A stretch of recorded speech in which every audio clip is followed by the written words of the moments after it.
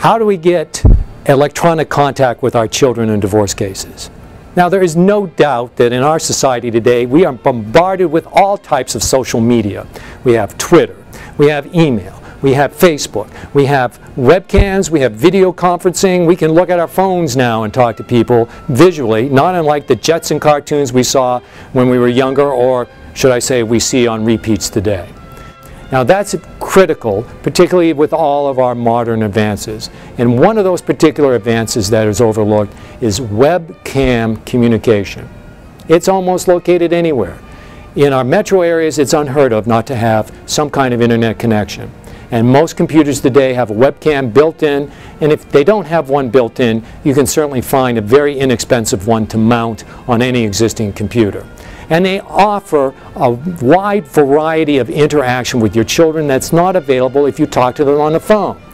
But if they could see us, they would be able to interact for longer periods of time and have a better quality of interaction. Even if your state or your locale does not have a statute authorizing electronic communication between you and your children, nothing prevents you from bringing such a motion in your divorce action or post-divorce action. So, what do you need to establish? That's in the best interest of your children to communicate in this fashion with you. And unless you've been abusing them, or unless there's an order preventing you from having contact with your children, there's no reason that you can't establish it's best for your children to be able to see you when they're communicating with you. Ask the court to apportion between you and your former spouse any expenses that are the result of meeting the 3 A's: accessibility, affordability, and availability. So, you have it, all right?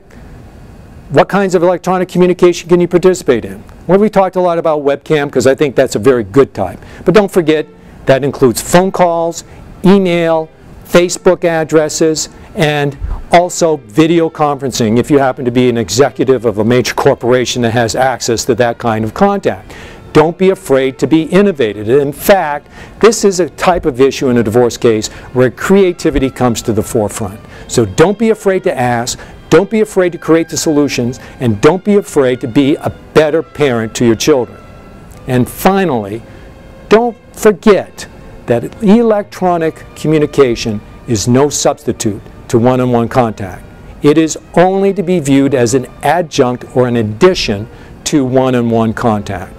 Don't let a former spouse undermine your right to one-to-one contact with that kind of an offer.